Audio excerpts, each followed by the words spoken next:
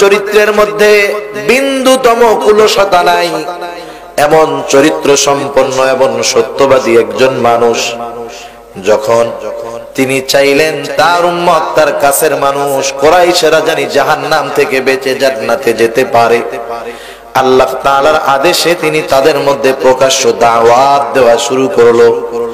নবীজি তাদেরকে বললেন, বলো লা ইলাহা ইল্লাল্লাহ তুফলিহুন, তোমরা বলো লা ইলাহা ইল্লাল্লাহ, আল্লাহ ছাড়া কোনো ইলাহা নাই, তোমরা সফল হয়ে যাইবা।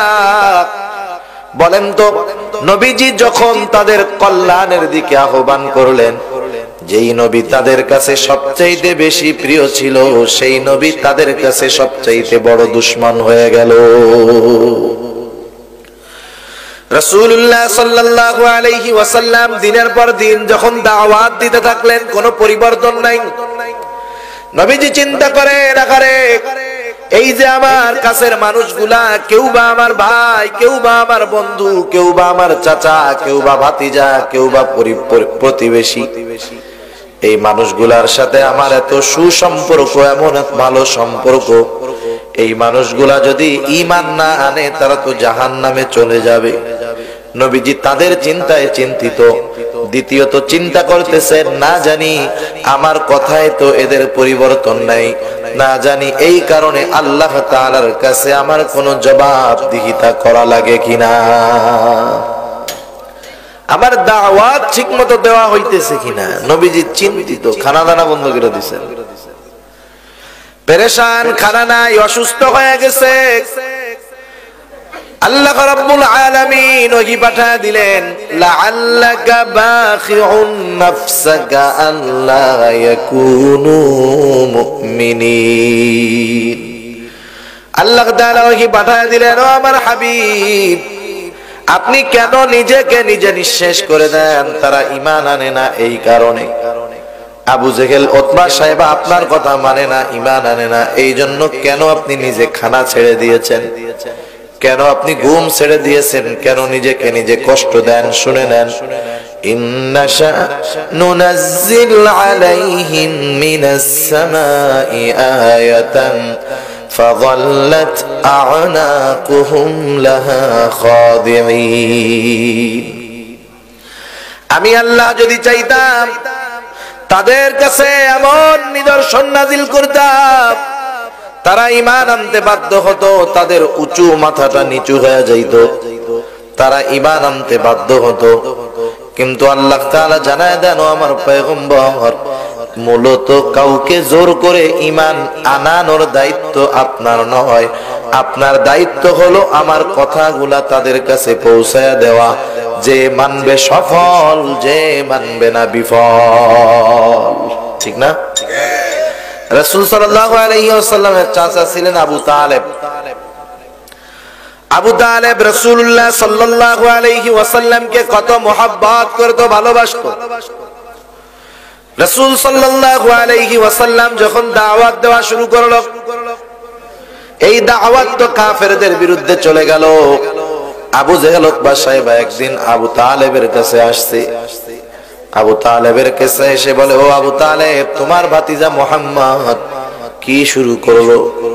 তার কথার কারণে তো আজকে ভাই ভাইতে দ্বন্দ্ব লেগে যায়, মার সাথে বোনের সম্পর্ক শেষ, তোমার ভাতিজা আমাদের দেব দেবীদেরকে গালি দেয়, তোমার ভাতিজা আমাদের প্রভু দেব দেবীদের বিরুদ্ধে বলে, আমাদের বাপদাদার ধর্মের বিরুদ্ধে বলে। আবু তালেব, ও আবু তালেব, তুমি তোমার ভাতিজাকে একটু থামাও। তুমি যদি তোমার ভাতিজাকে না থামাও, তবে কিন্তু তোমার সাথে আমাদের সম্পর্ক খারাপ হয়ে যাবে। রাসূলুল্লাহ সাল্লাল্লাহু আলাইহি ওয়াসাল্লাম ওই দিন ওদেরকে বুঝ দিয়া পাঠায়া দিলেন। কিন্তু রাসূলুল্লাহ সাল্লাল্লাহু আলাইহি ওয়াসাল্লাম দাওয়াতি কাজ চালায়া যাইতেছে। দিন দিন কাজের পরিধি, মেহনতের পরিধি আরো বাড়ে। আবু জেহেল, উতবা সাহেবা দেখে এখন কোনো পরিবর্তন নাই, আবার চলে আসছে আবু তালেবের কাছে। আয়েশা বলে, ও আবু তালেব, তোমার ভাতিজা মুহাম্মাদের কি কোনো পরিবর্তন নাই? তুমি কি তাকে কিছু বলো নাই? শুনে রাখো, তোমার ভাতিজা যদি এই পথ থেকে সরে না দাঁড়ায়, আমরা আরবের সব গোত্র এক হয়ে গেছি, সব গোত্রের নেতা ঐক্যমত পোষণ করছি, তুমি যদি তোমার ভাতিজাকে এই কাজ থেকে না থামাও, আমরা কিন্তু তোমার ভাতিজার বিরুদ্ধে কঠোর অবস্থান নিব। আরবের সব দলের লিডার একদিক, আল্লাহর নবীজি একদিক। এবার আবু তালেব চিন্তিত হয়ে গেছে, আরে সবাই যদি আমার ভাতিজার দুশমন হয়ে যায়, কোন সময় কোন বিপদে পড়ে তার ঠিক আছে। আবু তালেব চিন্তায় সেদিন আর ঘুম নাই, আডাআডি করতেছে। গভীর রাত রাসূলুল্লাহ সাল্লাল্লাহু আলাইহি ওয়াসাল্লাম ফিরলেন। আবু তালেব বলে, ও মুহাম্মদ এদিকে আসো। চাচার ডাকে সাড়া দিয়ে প্রিয় নবীজি চলে গেলেন চাচার কাছে। আবু তালেব তো আমার আপনার নবীকে এত বেশি মহব্বত করতেন, নিজের সন্তান আলী রাদিয়াল্লাহু তাআলা আনহুর চাইতে আবু তালেব তার ভাতিজা আমাদের প্রিয় নবীজি মুহাম্মদুর রাসূলুল্লাহ সাল্লাল্লাহু আলাইহি ওয়াসাল্লামকে বেশি ভালোবাসতেন। আবু তালেব পেরেশান, বলে, মুহাম্মদ তুমি যেই কাজ করতেছো একটু কি বিরত থাকা যায় না? কেন চাচা, কি হয়েছে? বলে, আমি তো তোমার জীবনের ব্যাপারে আশঙ্কা বোধ করতেছি, আমি তো ভয়ের মধ্যে আছি মুহাম্মদ। আজকে আবু জেহেল, উতবা সাহেবা সহ আরবের অনেক গোত্রের নেতারা আমার কাছে আসলো। আসার পরে তারা বলছে, তুমি যদি তোমার কাজ থেকে বিরত না হও, তুমি যদি নতুন ধর্মের প্রতি মানুষকে আহ্বান করা থেকে বিরত না হও, তাইলে তারা সবাই তোমার বিরুদ্ধে চলে যাবে। আমি তো ভয় আছি, না জানি কোন সময় ওরা তোমার ক্ষতি করে বসে।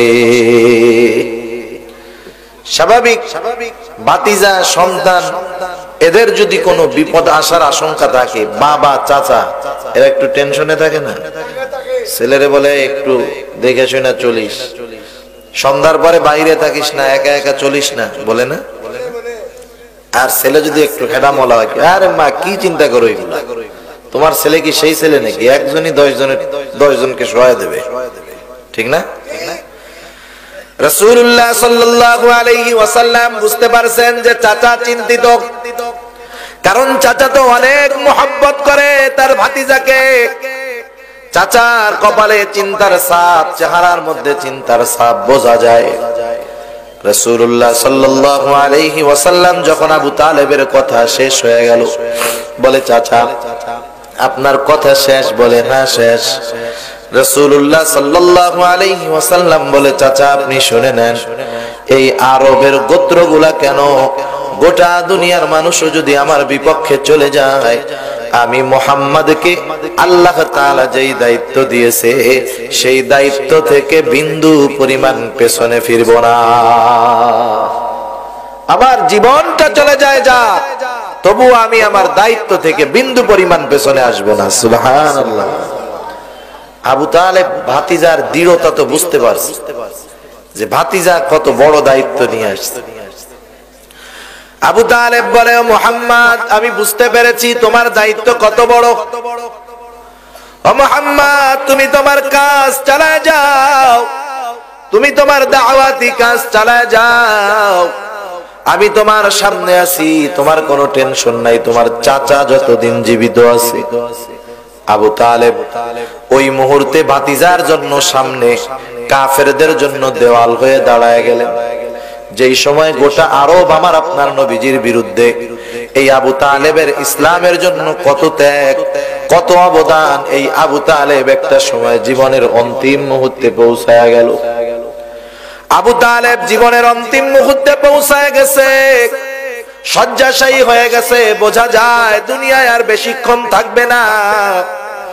ভাতিজা মুহাম্মদ খুব ভালো মতো জানে, আমার চাচা ইসলামের জন্য যত অবদান রাখুক না কেন, আমাকে যত ভালোবাসুক না কেন, আমার চাচা যদি ঈমানবিহীন মারা যায়, আমার চাচার ঠিকানা হবে জাহান্নাম। যত ভালো কাজ থাক, যত মুহাব্বত নবীর উপরে থাক, ঈমান যদি না থাকে কাজ হবে? নবীজি জানে না এটা। এজন্য রাসূলুল্লাহ সাল্লাল্লাহু আলাইহি ওয়াসাল্লামের অন্তরের মধ্যে তামান্না, মারা যাওয়ার আগে আমার চাচা যদি জবান দিয়া একবার কালিমাটা উচ্চারণ করত, আমি আমার চাচার জন্য সুপারিশ করতে পারতাম।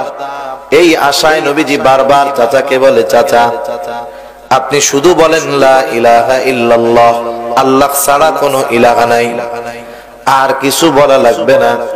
এতটুকু বলেন, কিয়ামতের ময়দানে বাকি বিষয়ের জন্য আমি আপনার ব্যাপারে আল্লাহর কাছে সুপারিশ করব। ঐতিহাসিকগণ লেখেন, অবস্থা কেমন জানি এমন, এই যে বুঝি আবু তালেব মুখ দিয়া বলে দেয়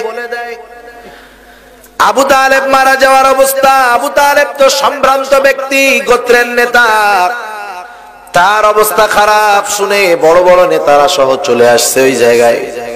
উপস্থিত আছে আবু জেহেল। আবু জেহেল যখন দেখে রে বাপ খারাপ, এই বুঝি আবু তালেব মুসলমান হয়ে গেল।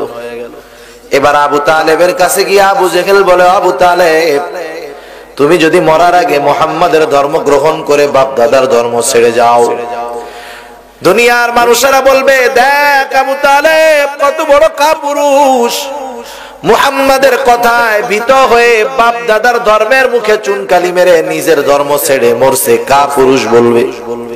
এতকাল সবাই তোমাকে বলে বীর পুরুষ, কালিমা পড়া যদি মরো তাইলে বলবে কাপুরুষ, উস্কানি দিতেছে। নসিব খারাপ, কালিমা বিহীন আবু তালেব দুনিয়া থেকে চলে গেল। কারণ আল্লাহ যাকে চান তাকে হেদায়েত দেন, আল্লাহ তাআলা যাকে চান না আল্লাহ তাকে হেদায়েত দেন না। রাসূলুল্লাহ সাল্লাল্লাহু আলাইহি ওয়াসাল্লামের মনটা বড় খারাপ। কারণ যেই বছর আবু তালেব মারা গেছে, খাদিজাতুল কুবরা রাদিয়াল্লাহু তাআলা আনহা সেই বছর মারা গেছে। ঐতিহাসিকগণ ওই বছরটাকে বলেন আমুল হুজুন, আল্লাহর নবীর জন্য চিন্তার বিষয়। নবীজির দাওয়াতি কাজে বাহিরে তার পক্ষে হিসাবে কাজ করতেন আবু তালেব, আর যখন ক্লান্তি নিয়ে চিন্তা নিয়ে ঘরে ফিরতেন, সব ক্লান্তি চিন্তা দূর করার জন্য যিনি সহযোগিতা করতেন তিনি ছিলেন খাদিজাতুল কুবরা। দুইজনই দুনিয়া থেকে চলে গেছে। আল্লাহর নবীর জন্য চিন্তার বছর। নবীজি চিন্তিত, অত্যন্ত ব্যথিত। আহারে আমার চাচা কত কষ্ট, কত ত্যাগ আমার জন্য, কুরাইশেরা কত কষ্ট দিয়েছে আমার চাচাকে। আরে আমার চাচা মুমিন হলো না, মারা গেল। নবীজি চিন্তায় চিন্তিত, কেন আমার চাচা ইমানদার হলো না, পারলাম না। আল্লাহ তাআলা আয়াত নাযিল করে জানায় দেন, আমার হাবিব আপনি শুনে নেন, ইন্নাকা লা তাহদি মান আহবাবতা ওয়ালাকিন্নাল্লাহা ইয়াহদি মান ইয়াশা। আপনি যাকে ভালোবাসেন, আপনি যাকে মহব্বত করেন, চাইলেই আপনি তাকে হেদায়েত দিতে পারবেন না, ঠিক কিনা বলেন? কেউ কাউকে হেদায়েত দিতে পারে না, কেউ কাউকে জান্নাতের পথের পথিক বানায়, কেউ কাউকে জান্নাতে পৌঁছায় দিতে পারে না। মানুষ কতটুকু পারে, মানুষ শুধু কোনটা জান্নাতের পথ কোনটা জাহান্নামের পথ এটা বলে দিতে পারে, ঠিক না? কেউ কারো হাঁটা হাইটা দিতে পারে, যত মহব্বত থাক কেউ আরেকজনের খাওয়া খাইয়া দিতে পারে, বলতে পারে যে এটা খাও পেট ভরবে, কিন্তু এটা হবে না যে আমি খাই তোমার পেট ভরবে, এরকম হয় জীবনে কোনদিন। সেজন্য উলামায়ে কেরাম, পয়গম্বর আলাইহিস সালাম, হক্কানি পীর মাশায়েখগণ শুধু বলে দেয় যে এই পথে যাও জান্নাত, এই পথ জাহান্নাম, কিন্তু গন্তব্যে পৌঁছানোর ক্ষমতা কার হাতে? জোরে বলেন, আল্লাহর হাতে। এখন এই ক্ষমতা পীর মাশায়েখের আছে, উলামায়ে কেরাম আছে, পরিবারের অধিপতির আছে। আল্লাহ তাআলা বললেন, কু আনফুসাকুম ওয়া আহলিকুম, তুমি তোমার অধীনস্থদেরকে জাহান্নাম থেকে বাঁচাও। বলেন তো কেউ কাউকে জাহান্নাম থেকে বাঁচাতে পারে নাকি? পারে না। মুফাসসিরিনে কেরাম এই জন্য বলেন, এখানে উদ্দেশ্য জাহান্নাম থেকে বাঁচানো নয়, বরং পরিবার অধীনস্থদেরকে জাহান্নাম থেকে বাঁচানোর জন্য তাদেরকে যা কিছু করার প্রয়োজন তা করা, যা কিছু বলার প্রয়োজন তা বলা, অর্থাৎ তাদেরকে জাহান্নাম থেকে বাঁচানোর চেষ্টা করা। নিজের চেষ্টার মাধ্যমে জাহান্নাম থেকে বাঁচানোর চেষ্টা করা, যে অধীনস্থরা জানি জাহান্নামে না যায়, কি করলে যাবে না এই বিষয়গুলো তাদের জানানো, মানানো, সেই অনুযায়ী কর্ম করা, ঠিক কিনা বলেন? কারণ কি? কারণ হলো আল্লাহর নবী বলেন কুল্লুকুম রাঈনা ওয়া কুল্লুকুম মাসউলুনা আন রাইয়াতিহি। আল্লাহ তাআলা পরিবারের অধিপতিদেরকে নবীজি জানায় দেন এরা জানি কেমন রাখালের মতো পরিবারের যিনি অধিপতি তিনি কেমন জানি রাখাল। যেমন একটা রাখাল যখন সারাদিন ছাগল অথবা গরু চড়ায় বাড়িতে ফেরার পরে মালিক তার কাছে জিজ্ঞাসা করে খাওয়াইছস তুই ঠিক মতো? বলে হ্যাঁ। ছাগল গুলা গুনে দেখে আছে নাকি ঠিক মতো? দেখে হ্যাঁ। আল্লাহ তাআলা কিয়ামতের ময়দানে পরিবারের অধিপতিদেরকে তার অধীনস্থদের ব্যাপারে জিজ্ঞাসা করবেন, তারা জিজ্ঞাসিত হবে ও আমার গোলাম, তোমার অধীনে তোমার স্ত্রী ছিল, সন্তান ছিল, মা বাবা ছিল, তোমার ভাই বোন ছিল, তোমার কাজের লোক ছিল, তুমি তাদেরকে জাহান্নাম থেকে বাঁচানোর ব্যাপারে কি পদক্ষেপ গ্রহণ করেছো? এ ব্যাপারে সবাইকে জিজ্ঞাসিত হতে হবে। জিজ্ঞাসা করবে কে? আল্লাহ তাআলা জিজ্ঞাসা করবে। সেজন্য আমাদের অধীনস্থ যারা আছে তাদেরকে জাহান্নাম থেকে বাঁচানোর চেষ্টা করার দরকার। আমার সন্তানকে জাহান্নাম থেকে বাঁচানোর চেষ্টা করার দরকার। আমার স্ত্রীকে জাহান্নাম থেকে বাঁচানোর চেষ্টা করার দরকার। স্ত্রী যখন স্বামীর ঘরে আসবে ওই স্বামীকে স্ত্রী জানি জান্নাতের পথের পথিক হতে পারে, জাহান্নাম থেকে বাঁচতে পারে। এই জন্য যত ধরনের পদক্ষেপ আছে গ্রহণ করার দরকার। পর্দায় চালানোর জন্য স্বামীর চেষ্টা করার দরকার। সন্তানগুলা জানি জাহান্নাম থেকে বেঁচে জান্নাতের পথের পথিক হতে পারে। এই জন্য সন্তানদেরকে জাহান্নাম থেকে বাঁচানোর জন্য যা করার দরকার তা করার দরকার। কারণ কি? এই দায়িত্বটা যদিও আমার উপরে, আমার অধীনস্থরা এই বিষয়গুলা আমার কাছে প্রাপ্য, এই বিষয়গুলা আমার অধীনস্থদের হক যে আমরা তাদেরকে জাহান্নাম থেকে বাঁচানোর চেষ্টা করব। আমার অধীনে যারা আছে তাদের একটা হক আমার উপরে। কি হক? যে আমি তাদেরকে জাহান্নাম থেকে বাঁচানোর চেষ্টা করব। যদি না করি কিয়ামতের ময়দানে আমার অধীনস্থ যারা আছে ওরাই আল্লাহর কাছে অভিযোগ দায়ের করবে। এই যে মাদ্রাসা, দ্বীনি শিক্ষা প্রতিষ্ঠান কেন দরকার? প্রতিটা সন্তানের উপরে তার মা বাবার হক আছে। সন্তানের উপরেও মা বাবার হক, মা বাবার উপরেও সন্তানের হক আছে। দুনিয়ার মধ্যে আমরা মনে করি যখন মানুষে বুড়া হয়ে যায়, বৃদ্ধ হয়ে যায়, প্রায় জায়গায় আবেদন, হুজুর একটু মা বাবার হকের কথা একটু বইলেন। সন্তানটা আমাকে দেখাশোনা করে না, ওষুধের টাকা ঠিক মতো দেয় না, খরচের টাকা ঠিক মতো দেয় না, বউরে নিয়ে শহরে থাকে, আমরা বুড়া বুড়ি গ্রামে আছি, ঠিক মতো খাইতেও পারি না। অ্যাভেলেবেল অভিযোগ। ওই মা বাবা সন্তানের কাছে হক চায়, কিন্তু বাস্তবতা তো ভিন্ন। মা বাবা সন্তানের কাছে হক প্রাপ্য হওয়ার আগে সন্তান মা বাবার কাছে হক প্রাপ্য হয়। সুবহানাল্লাহ বলেন। সোজা হিসাব হলো যেই মা বাবা তার সন্তানের হক আদায় করবে, ওই মা বাবা যখন বার্ধক্যে উপনীত হবে ওই সন্তান তার মা বাবার হক গুলাও আদায় করবে। কিন্তু আমরা সন্তানের হক আদায়ের ব্যাপারে গাফেল। সন্তানের হক আদায়ের ব্যাপারে আমাদের কোনো চিন্তা ভাবনা নাই। আমরা এটারে হকই মনে করি না, ঠিক কিনা? মা বাবা সন্তানের কাছে হক পাবে তখন সন্তান বালেগ হবে। যখন সন্তান বালেগ হওয়ার আগ পর্যন্ত মা বাবা সন্তানের কাছে কোনো হক প্রাপ্য হবে না। আপনার সাউন্ডটা শুরুতে ভালো ছিল, এখন এরকম হয়ে গেল।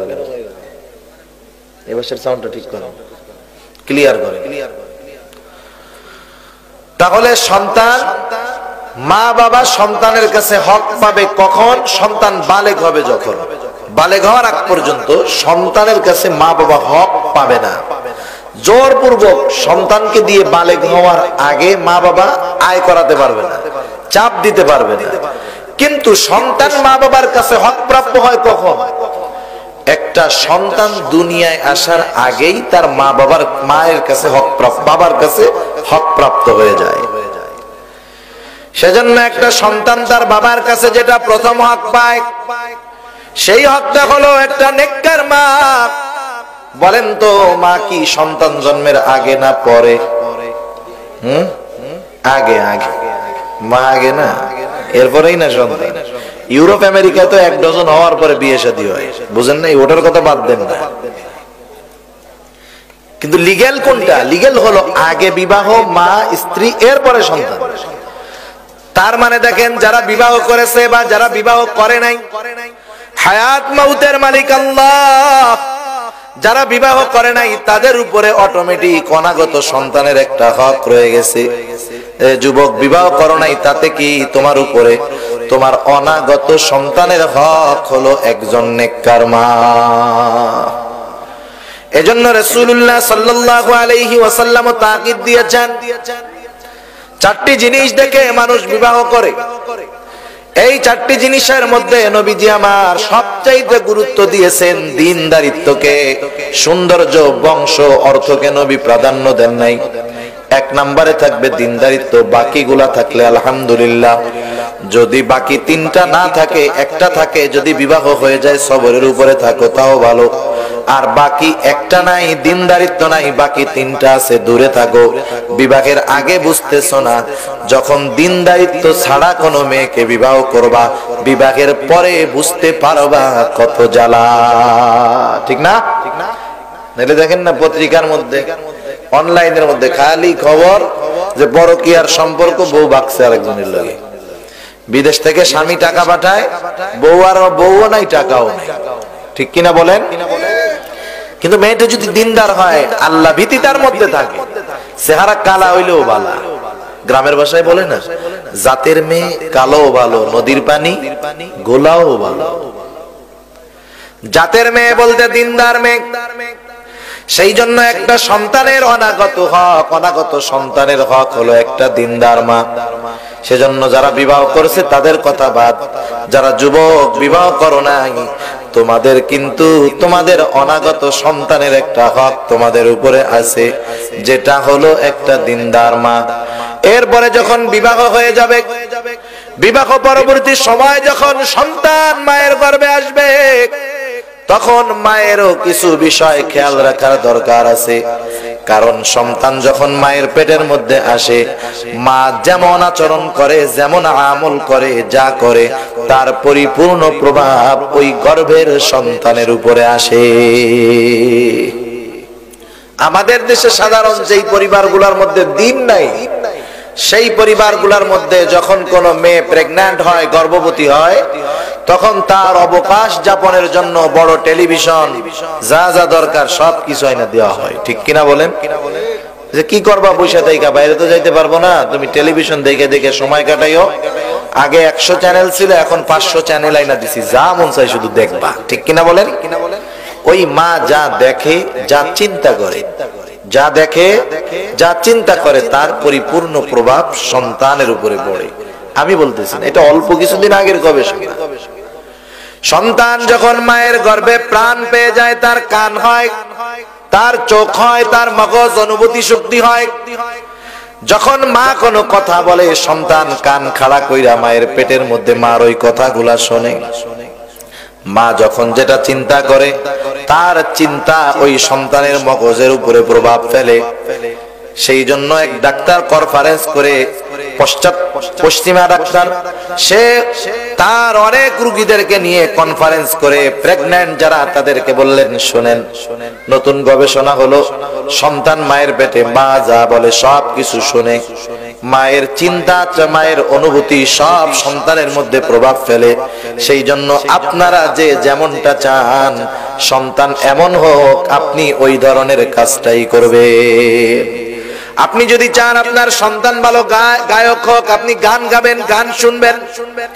আপনি যখন গান গাবেন, গান শুনবেন, আপনার সন্তানও সেটা শুনবে। আপনি যদি চান আপনার সন্তান ভালো অভিনেতা হোক, আপনি বেশি বেশি অভিনয় করবেন। আপনি যেটা চান সেটা করবেন। আপনার কর্মের প্রভাব আপনার গর্ভে অনাগত সন্তানের উপরে পড়বে। এখন বলেন, মা যদি গান গায়, সন্তানের উপরে যদি প্রভাব পড়ে, মা যদি কোরআন পড়ে, সেই কোরআনের প্রভাব কি সন্তানের উপর পড়বে না? পড়বে। সন্তানকে দুধ পান করাবে, এখানেও মেন্টালিটি ব্যাপার আছে, মানসিক ব্যাপার আছে। মা যদি পবিত্র অবস্থায় ওযু করে বিসমিল্লাহ বলে সন্তানকে দুধ পান করায়, ওই দুধ পান করানোর দ্বারা সন্তানের ব্রেনের বিকাশ ঘটবে, সন্তানের মধ্যে পরহেজগারি তাকওয়া প্রবেশ করবে। আর যদি সিনেমা দেখে আর দুগ্ধ পান করায়, ওই সিনেমা দেখার প্রভাব দুধের মাধ্যমে সন্তানের মধ্যে চলে যাবে। গোটা প্রসেসটা আল্লাহ প্রদত্ত। সেজন্য সন্তান যখন মায়ের পেটে আসে, ওই সময় মহিলাদের নামাজ কালাম বেশি পড়া কষ্টকর, ঠিক আছে, কিন্তু জবান দিয়া সুবহানাল্লাহ, আলহামদুলিল্লাহ, লা ইলাহা ইল্লাল্লাহ, দুরূদ শরীফ, আস্তাগফিরুল্লাহ এগুলা পড়ার তো কোনো সমস্যা নাই। সমস্যা আছে? সেজন্য সন্তান মায়ের পেটে এই কাজগুলা বেশি বেশি করবে মা বোনেরা। এবার সন্তান যখন দুনিয়ায় ভূমিষ্ঠ হবে, ভূমিষ্ঠ হওয়ার পর পর তার প্রথম হক হলো তার ডান কানে আজান, বাম কানে কামাত। দুনিয়ার কোন আওয়াজ তার কানে যাওয়ার পূর্বে আল্লাহর বড়ত্ব এবং একত্ববাদের আওয়াজ তার কানে পৌঁছায় দিতে হবে। এটা কিন্তু সন্তানের একটা হক। কিন্তু আমাদের অবস্থা কি হলো এর ব্যতিক্রম। সন্তান তো এখন স্বাভাবিক বাড়িতে হয় না, হসপিটালে নেওয়া লাগে, সিজারে হয়। সন্তান কই হইছে? বলে ওসমানী মেডিকেল কলেজে। ওখান থেকে ফোন দিয়েছে, কোথায়? লন্ডনে। লন্ডনে ফোন দিয়া বলে, ও আব্দুল করিম, আল্লাহ তাআলা তোরে সুন্দর একটা ছেলে দিয়েছে, রাত বাজে 3টা। এবার আব্দুল করিম খুশির ঠেলায় তো অস্থির। এবার ফোন লাগায় দিছে মোবারকপুর মাদ্রাসার মসজিদের মুয়াজ্জিনের কাছে। এত রাত্রে কিসের ফোন ভাই? আপনার আব্বা আম্মা মরছে নাকি? দরবেটা এত রাত্রে ফোন দিছেন? আমি তো ভাবছি আপনার আব্বা আম্মা মরছে, কারণ ইমাম মুয়াজ্জিনরে তো রাত 3টার সময় দরকার হয় আব্বা আম্মার পরিবার পরিজন মরলে, ঠিক কিনা বলেন? গালি দেওয়ার সময় আগে দাও। আর যখন তোমার কাছের আপনজন মারা যায়, রাত নাই বিরাত নাই উলামায়ে কেরামকে ডাকো, ঠিক কিনা বলেন? রাত 3টার সময় ফোন, মুয়াজ্জিন সাহেব ঘুম থেকে উঠেন। মুয়াজ্জিন চিন্তা করছে আমাকে তো মরা ছাড়া ডাকে নাই রাত্রে, কেউ মরছে নি ভাই? না ভাই, মরে নাই। কি হইছে? বলে আল্লাহ তাআলা আমাকে একটা সন্তান দিয়েছে। সন্তান কই? বলে সন্তান ওসমানীনগর মেডিকেলে। আপনি কই? বলে আমি লন্ডন। আমি কি করবো? কয় আজান দে। কি কয়? আজান দে। সন্তান কই? খবর কই? আজান কই? সন্তানের ডান কানে আজান, বাম কানে ইকামত। পুরুষ যদি না থাকে অবশ্যই মহিলারা সেটা দিয়ে দিলে হবে। আফসোসের সাথে বলি, চিন্তা করেন, এ তো আমাদের বাংলাদেশের অবস্থা। 92% মুসলমানের দেশ। আপনি যদি চান আপনার সন্তান সিজারে হলো, আপনি যদি চান সন্তানের কানে একটু আজান দিবেন, ইকামত দিবেন, ডাক্তার আপনাকে যাইতে দিবে না, বলবে যাও না, যার মাসে এই হবে সেই হবে, এখন সময় নাই। সাথে সাথে দেখতে পারবেন না, ধরতে পারবেন না। আমেরিকার ঘটনা শোনাই আপনাদের। একজন আলেম, আপনাদের সিলেটেরই বাসিন্দা, তিনি থাকেন আমেরিকায়। খ্রিস্টান অধ্যুষিত এলাকা, ওখানে তো খ্রিস্টানেরা বেশি। হসপিটালের নার্স, ডাক্তার অধিকাংশ খ্রিস্টান। ওনার সন্তান হবে, হসপিটালে নিলেন। হসপিটালে নেওয়ার পরে ওনার নাম দেখে ওরা বুঝতে পারছে যে এরা মুসলমান। সাথে সাথে এই ডাক্তার যিনি ভর্তি করেছেন পেশেন্টকে, পেশেন্ট যেহেতু মহিলা, খ্রিস্টান ডাক্তার খুব ভালো মতো জানে মুসলমানেরা পর্দা করে। উনি সুন্দর মতো ওই মহিলাকে রেফার করে দিলেন একজন মহিলা ডাক্তারের কাছে। আগের থেকেই রেফার করে দিয়েছেন মহিলা ডাক্তারের কাছে, যাতে মুসলমান নারীর পর্দার কোনো সমস্যা না হয়। মহিলা ডাক্তারের তত্ত্বাবধানে ওই ভাইয়ের একটা মেয়ে দুনিয়ার মধ্যে আসলো। ভাই দরজার বাইরে দাঁড়ায় আছেন, পাশে দেখতেছেন একজন আফ্রিকান মানুষ দাঁড়ায় আছে, সেও ভাবে বোঝা যায় মুসলমান। এবার দুজনের মধ্যে কথোপকথন হইতেছে। উনি বলতেছেন, ভাই তুমি এখানে দাঁড়ায় আছো কেন? উনি বলতেছে যে আমি হলাম এই হাসপাতালের একজন কর্মী, তা তুমি এইখানে কেন? বলে আমাকে অফিস থেকে ফোন দিয়ে বলা হয়েছে যে তুমি ওই রুমে যাও, ওই রুমের দরজার পাশে গিয়ে দাঁড়ায় থাকো। ওই রুমে একটা মুসলমান সন্তান দুনিয়ায় আসতেছে, তুমি তার ডান কানে আজান আর বাম কানে ইকামত দিয়ে দিবা। সে বলতেছে আমি অবাক। খ্রিস্টান, হসপিটালের সব খ্রিস্টান, 2-1 হয়তো আছে মুসলমান, তারা আমাদের ব্যাপারে জানে যে জন্মের পরে আমাদের কি করণীয়। আমি আসি না আসি এটা তো অফিস থেকে জানে না, কিন্তু যখন জানতে পারছে পেশেন্ট মুসলমান, সন্তান হচ্ছে মুসলমান, মুসলমানদের কাজ হলো সন্তান দুনিয়া আসার পর তার ডান কানে আজান বাম কানে ইকামত দিতে হবে। হয়তো তার আপনজন কেউ কাছে নাই, মা হয়তো অজ্ঞান, তা তুমি যাও ওখানে দাঁড়াও, সন্তান ভূমিষ্ঠ হওয়ার পরে আজান দিয়ে দিবা। এটা একটা খ্রিস্টান দেশের হসপিটালের কারগুজারি আপনাদের শুনাইলাম আমি। বাংলাদেশের অবস্থা কি দেখেন, অবস্থা ওই হইছে এক জায়গায়, খবর এক জায়গায়, আর জান আর এক জায়গায়। সেজন্য সন্তান যেখানে হবে সেখানে যদি পুরুষ না থাকে, নারীরাই তার এক কানে আজান আর এক কানে ইকামত দিয়ে দিবে। এটা সন্তানের প্রথম হক, কারণ দুনিয়া আসার পর তার কানের মধ্যে সর্বপ্রথম যেই শব্দটা প্রবেশ করলো সেটা হলো আল্লাহ। এটা হৃদয়ের সাথে গেঁথে যাবে, এই শব্দ হৃদয় থেকে কখনো মুছবে না। এরপরে সন্তান যখন 7 দিন হবে, সন্তানের সুন্দর একটা নাম রাখবে, আকিকা করবে। নামটা রাখবে এমন নাম জানি নামের সাথে তার ব্যক্তিত্ব এবং ধর্মের পরিচয় ফুটে ওঠে।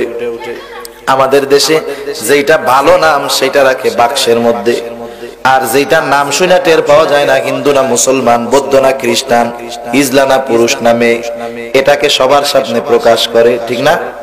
কিছু কমন নাম আছে না, যেমন সুমন নাম হিন্দু আছে, মুসলমানও আছে, বৌদ্ধ আছে, খ্রিস্টানও আছে, এ নাম কমন নাম।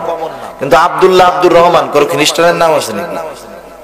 সাহাবাদের হাজার হাজার লাখ লাখ নাম, পয়গম্বরদের লাখ লাখ নাম, হাজার হাজার নাম, সেগুলোর মধ্য থেকে সুন্দর একটা নাম রাখা। আল্লাহর নবী বলেন আল্লাহ তাআলার কাছে সবচাইতে প্রিয় নাম হলো দুইটা, একটা হলো আব্দুল্লাহ আর একটা হলো আব্দুর রহমান। এই নামের বেশি যদি হয়ে যায় তাহলে অন্যান্য নাম রাখবে, আব্দুর রহিম, আব্দুল করিম। ডাকার সময় আবার সতর্ক থাকতে হবে, এ করিম না, ও খালেক কে, এদিকে আয়, এরকম ডাকা যাবে? খালেক হলেন আল্লাহ, যার নাম খালেক, মূলত নাম হলো আব্দুল খালেক। তার নাম পরিপূর্ণভাবে সুন্দরভাবে ডাকতে হবে। সেজন্য সুন্দর একটা নাম, যেই নামের দ্বারা তার ধর্মীয় পরিচয়, ব্যক্তিত্ব গ্রহণ বহন করে, এমন একটা নাম ও সন্তানের হক। কিন্তু আমাদের দেশে নাম রাখে কি রনি, জনি, টনি, আছে না? বিদেশে কত জায়গায় এরকম, বাংলাদেশেই কতজন মানুষের নাম আর কুত্তার নাম মিলা যায় তার ঠিক নেই, আছে না নাই? সেজন্য নাম পাল্টায় সুন্দরভাবে রাখতে হবে। সুন্দর নামের একটা প্রভাব আছে।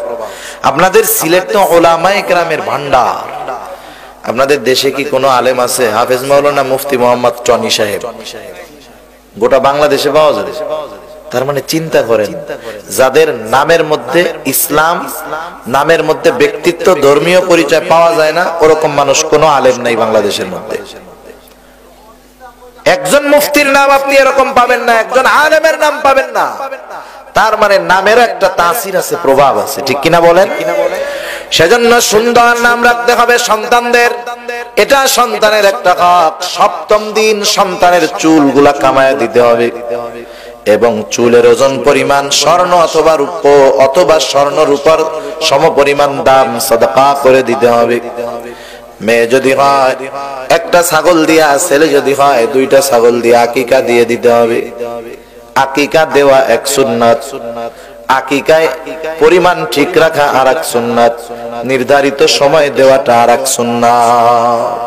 আমাদের দেশে সমস্যা বাদে অনেকের ছেলে হইছে 2টা দিতে হবে, কিন্তু তার অ্যাবিলিটি নাই, ও চিন্তা করে দিলাম, এটা করা যাবে। অ্যাবিলিটি আছে একটা দিক, হয়তো পরিমাণের সুন্নাতটা হলো না, কিন্তু আকিকার সুন্নাত আদায় হয়ে গেল। আবার অনেকজনের অ্যাবিলিটি আছে, সামর্থ্য আছে, সবকিছু আছে, ও চিন্তা করে 3 মাস পরে কুরবানির সময় একসাথে দিয়ে দিব। আপনার এই কাজ তো করা ঠিক না। আপনি ওই কাজে জায়েজ পদ্ধতিতে যাচ্ছেন। আমার কাছে যখন সুন্নাহর উপরে আমল করার সুযোগ আছে, তখন আমি জায়েজ কেন ধরব? কুরবানির পশুর সাথে আকিকার অংশ দেওয়া এটা জায়েজ, জায়েজ আছে, কিন্তু এটা সুন্নাহ পদ্ধতি না। আপনার সামর্থ্য আছে, অ্যাবিলিটি আছে, আপনি 7ম দিন, 14 দিন, 21তম দিন, ছেলে হলে 2টা, মেয়ে হলে 1টা দিয়ে আকিকা সেরে ফেলেন না। আমাদের দেশে অনেক মানুষ এই আকিকাটাকে গুরুত্ব না দিয়ে সে জমায় রাখে, কোরবানির সময় দিবে, আছে না নাই? এরকম ওটা সুন্নাহ পদ্ধতি না, ওটা জায়েজ আছে, কিন্তু সুন্নাহ পদ্ধতি না। এবার সন্তান যখন আস্তে আস্তে বড় হবে, সন্তানকে সে মা হবে ঘরের প্রথম শিক্ষক, বাবা হবেন সন্তানের ঘরের প্রথম শিক্ষক। সন্তানকে মা বাবা শিখাবে, যখন তার ভাষা ফুটবে প্রথম সে আল্লাহর নামগুলা তাকে শিখাবে, বাক্য যখন বলতে পারবে কালিমা তাকে শিখাবে, লা ইলাহা ইল্লাল্লাহ শিখাবে। কিন্তু আফসোস, আমাদের দেশে অধিকাংশ মানুষ মুখ ফুটলেই হাট্টিমা টিম টিম আগে শেখাতে চায়, ঠিক না? ইংরেজি শিখাইতে চায়, আগে কত রকম কিছু শিখাইতে চায়।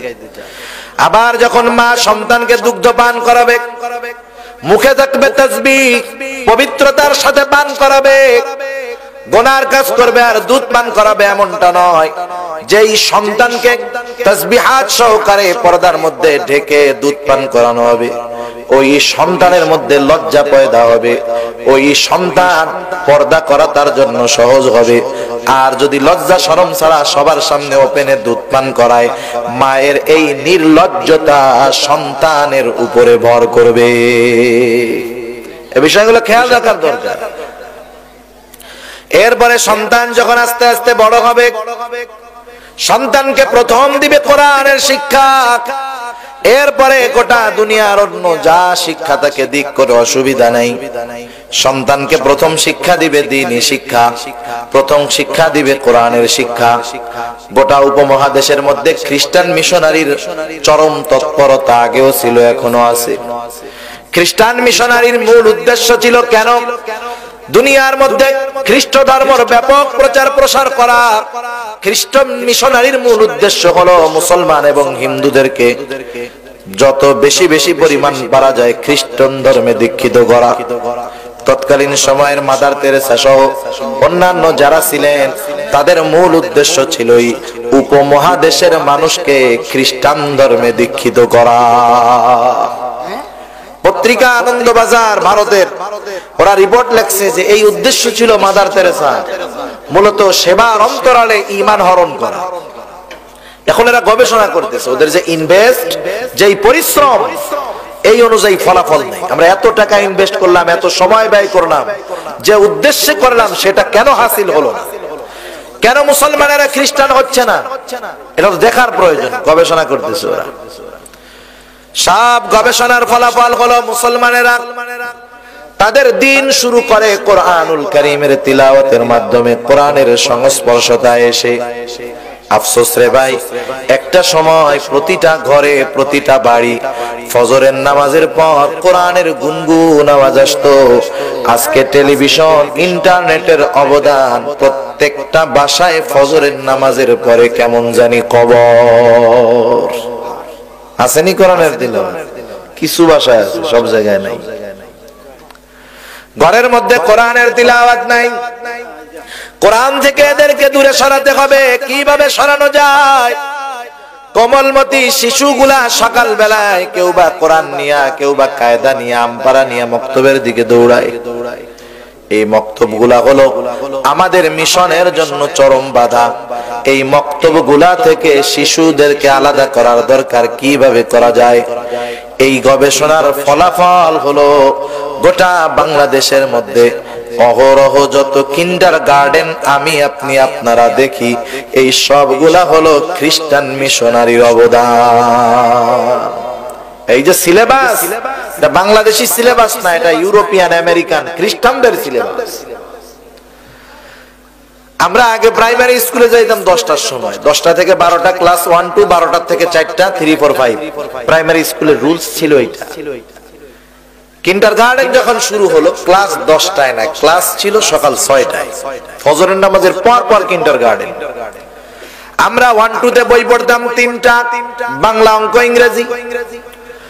আর কিন্ডারগার্টেন আসার পর 6 বছরে যেই ছেলেটা স্কুলে যাইতো, প্রাইমারি স্কুলে যাইতো, ক্লাস 1 এ ভর্তি হইতো, কিন্ডারগার্টেনে ক্লাস 1 শুরু হওয়ার আগে 2 বছর পড়া লাগে। প্লে, নার্সারি, এরপরে গিয়া 1।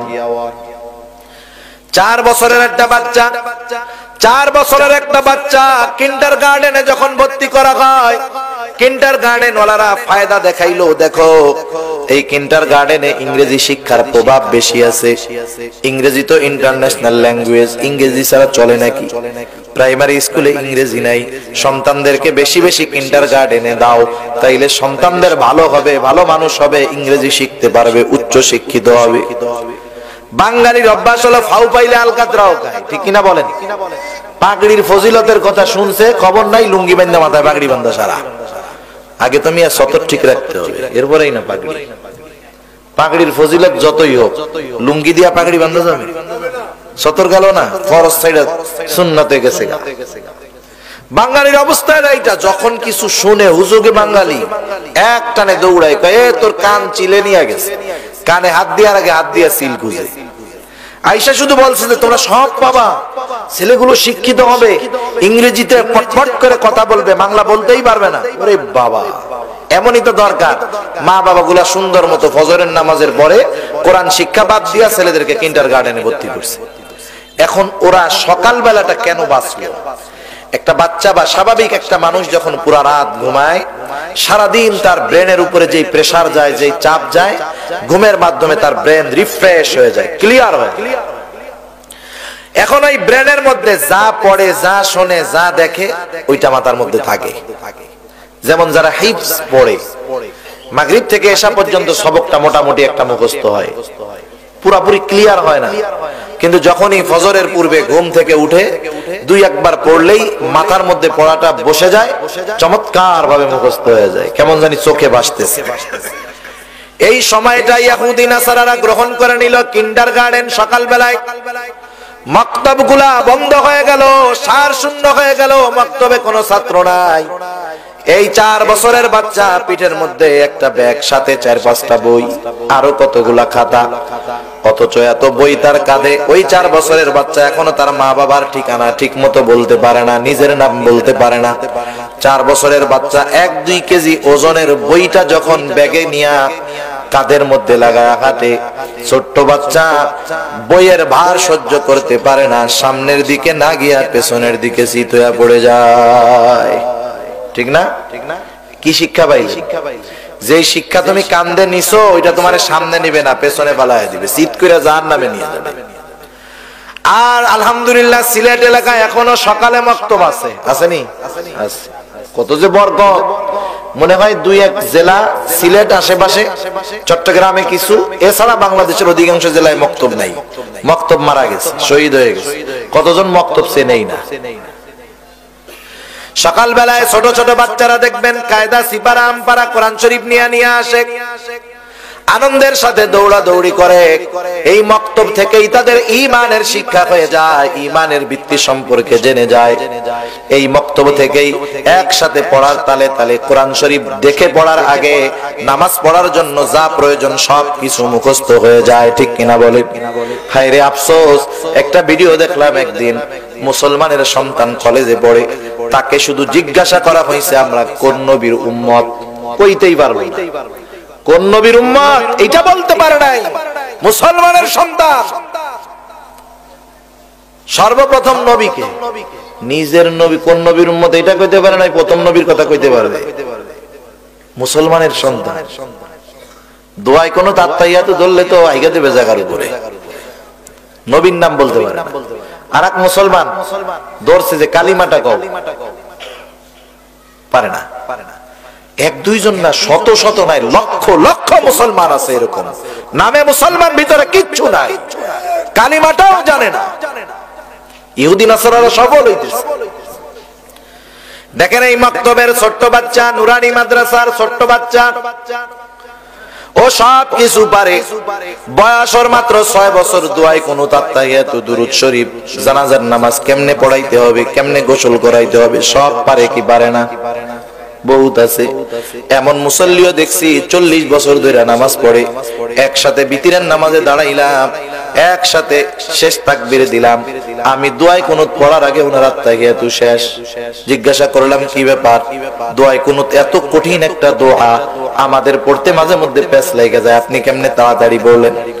বলে অত ঝামেলার মধ্যে যাই নাই, কাউসার দিয়ে চালায় দিছি।